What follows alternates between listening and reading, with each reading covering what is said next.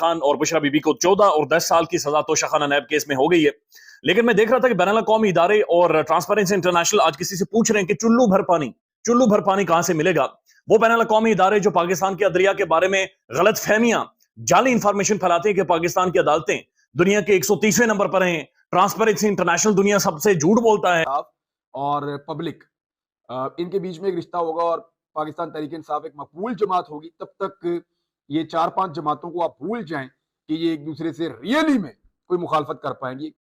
توشہ خانہ کیس میں سزا پانے والی سابق وزیراعظم کی اہلیہ بشرا بی بی کا ڈیالہ جیل میں طبی معائنہ مکمل کر لیا گیا ہے. عمران خان صاحب اور ان کی اہلیہ بشرا بی بی کو توشہ خانہ کے ریفرنس کے اندر نیب کے تحت 14 سال سزا سنا دی گئی.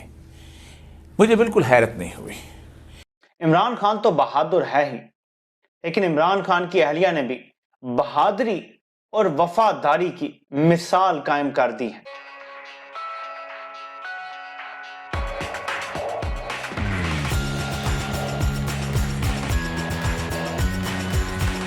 کہ پاکستان کی عدالتیں کرپٹ ترین 2 نمبر 3 ادارہ ہے.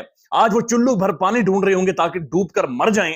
یعنی دنیا میں یہ کہاں پر ہوتا ہے؟ صرف بالی ووڈ کی فلم جولی LLB 2 میں ہوا تھا کہ جہاں پر ایک موٹا سا جج گولیاں کھا کر رات 12 بجے تک بیٹھ کر اس نے عدالت لگائی تھی. اور یہاں پر ہوا ہے کہ جہاں پر اڈیالہ جیل کے اندر جج ابو الحسنات ذوالقرنین اور جج بشیر صاحب تو بے ہوشی کے باوجود ہوش میں آ کر دوبارہ سے عدالت کے اندر پہنچے. کوئی پتہ نہیں ہسپتال سے آئے کدھر سے آئے ہیں. انہوں نے 16 گھنٹے 14 گھنٹے عدالتیں لگائی ہیں، رات 12 بجے تک کام کیا ہے. تو دنیا میں ایسا کہاں پر ہوتا ہے کہ 130ویں نمبر کی عدالت، کرپٹ ترین عدالت، 2 نمبر 3 عدالتیں اتنی دیر تک کام کرے اور انصاف کی دودھ اور شہد کی نہریں بہا دیں، انصاف بالکل تھوک کے حساب سے پاکستان میں بیچنا شروع کر دیں. تو یہ میری سمجھ سے باہر ہے کہ کون سے بین الاقوامی ادارے ہیں اور یہ کیا بات چیت کر رہے ہیں. آج تاریخ رقم ہوئی ہے ایک اور عدالتی کالے سیاہ فیصلے کی.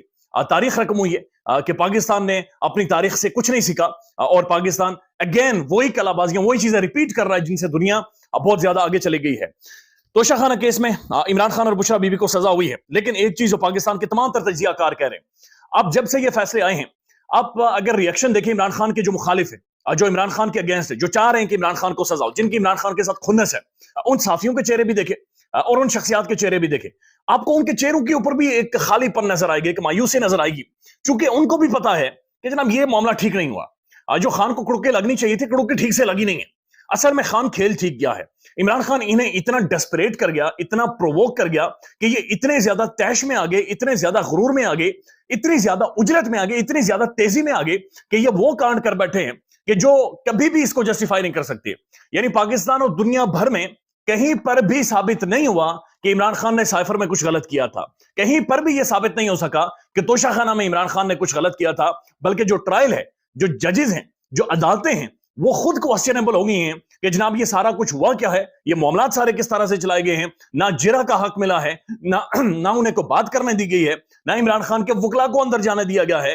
گن پوائنٹ پر ان غریبوں کو روک کر یہ فیصلے دوسری طرف سنا دیے گئے ہیں. Well played Imran Khan, again کپتان ٹھیک کھیل گیا ہے. اور عمران خان کے جو مد مخالف ہیں، جو ان کے خلاف قوتیں ہیں، پریشان ہو گئی ہیں، چونکہ خان انہیں ہلکا میسجنگ کے ذریعے پرووک کرتا، انسٹیگیٹ کرتا کہ جناب کچھ ایسا کریں، جلدی میں کریں، کچھ ایسا کریں کہ وہ اپنی شکست کو دیکھ کر، اپنی طاقت کے زوم میں، تیش میں آ کر کچھ ایسے اقدامات کریں. اب صرف اس کی ٹائم لائن دیکھیں. دا اکانومسٹ کے آرٹیکل سے یہ گیم شروع ہوتی ہے کہ جہاں سے انہیں پھا پڑنا شروع ہوا. اس کے بعد سنڈے والے دن جو پاکستان میں ریلی نکلتی ہے، جو ہی سنڈے والے دن پورے پاکستان میں عمران خان ہوتی ہے، اس کے بعد جناب کہا کہ جناب بس ہو گئی ہے اور برداشت نہیں کر سکتے. معاشرہ جب زوال کا شکار ہوتا ہے تو سارے کے سارے ادارے جو ہیں یوں دھڑام سے ٹوٹ جاتے ہیں، گر جاتے ہیں اور مکمل تباہی ہوتی ہے. کیونکہ کائنات کا ایک اصول ہے اللہ تبارک و تعالیٰ کا کہ پھر وہ اثر نو چیزوں کو تعمیر کرتا ہے. یہی چیز تاریخ دان بھی کہتے ہیں، خاص طور پہ ہیگل کی ڈائلیکٹیکل مٹیریلزم بھی یہی کہتی ہے کہ ایک دفعہ جب ایک تھیسس پیش کیا جا رہا ہوتا ہے تو اس کے اینٹی تھیسس ایک ایسا آتا ہے جس کے اندر ہر چیز تباہ و برباد ہو جاتی ہے، جس کے بعد عقل کل جو ہے اس کے اندر سے ایک نئی تہذیب کو جنم لیتی ہے جو اخلاقی طور پر بھی بلند ہوتی ہے. ہم اینٹی تھیسس کے آخری دور میں سے گزر رہے ہیں. یہی وجہ ہے کہ پاکستان کی 75 سالہ تاریخ اور اگر برصغیر پاک و ہند کے سارے 1860 اور 1855 اور اس کا 1920، یہ دیکھیں میرے سامنے کوڈ ہے 1860 کا پاکستان پینل کوڈ، اور اسی طرح باقی قوانین ہیں ان سے لے کے اب تک کی اگر صورتحال دیکھی جائے تو اس وقت سے لے کے اب تک جو کچھ ان قوانین کا مذاق اڑایا گیا ہے آج تک کسی چیز کا مذاق نہیں اڑایا گیا. لیکن آج میں بالکل ایک مختلف حوالے سے اس توشہ خانہ ریفرنس کے اوپر گفتگو کرنا چاہوں گا. میری حیرت کیوں نہیں ہوئی؟ میری حیرت اس لیے نہیں ہوئی کہ میں عمران خان کی رجیم چینج ایکسپیریمنٹ کو سی آئی اے کے ان 72-73 مختلف قسم کے رجیم چینج ایکسپیریمنٹس کے تناظر میں دیکھتا ہوں اور میں جانتا ہوں کہ وہ کیا، کب، کس طرح اور کیوں کرتے ہیں.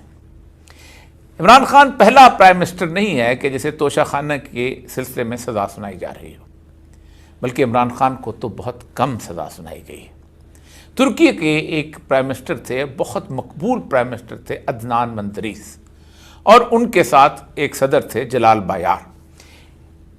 ترکی کے پرائم منسٹر 10 سال تقریباً وہاں حکمران رہے تھے اور یہ وہ ان لوگوں میں سے تھے کہ جنہوں نے کمال اتا ترک کے سیکولرزم کے کلاوے کو نکال کے باہر پھینک دیا تھا اور بہت حد تک لوگوں کو اسلام اور اس کے بعد ترک روایات کے ساتھ، وہ روایات جو ایک زمانے میں خلافت عثمانیہ سے متعلق تھیں، ان سے منسلک کیا تھا. اور پھر وہ آہستہ آہستہ نیٹو کا کلاوہ اپنے گردن سے نکالنا چاہتے تھے، کیونکہ 1952 میں نیٹو میں شامل ہوا تھا تو وہ چاہتے تھے کہ اس کو سے نکالا جائے. ایک تھی مریم نواز کہ جب جیل ہوئی تو روتی پائی جاتی تھی، جیل جانا نہیں چاہتی تھی، اور پھر عورت ہونے کی بنیاد پہ اس کو ضمانت دے دی گئی اور پھر وہیں سے اس کی ڈیل ہو گئی. ایک بشرا بی بی ہیں، 14 سال کی ناحق سزا سنائی گئی، 14 سال قید بامشقت عمران خان اور بشرا بی بی کو سنائی گئی یہ سزا، اور وہ خود اپنی گاڑی میں آئیں اور اپنے آپ کو سرنڈر کر دیا. یہ ہے ایک باوقار خاتون.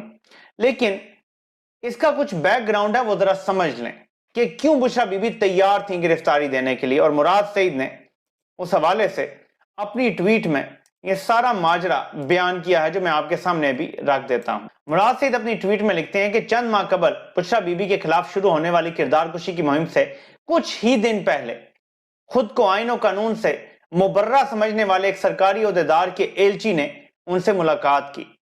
اس ملاقات میں ان کے سامنے 2 راستے رکھے گئے. ایک ایسی ڈیل کہ جو وہ خان صاحب کے پاس لے کر جائیں اور اس پر انہیں راضی کریں، اور دوسرا راستہ ایک ایسی دھمکی تھی کہ جس پر ان کے انکار کے بعد سے عمل درآمد ہو رہا ہے.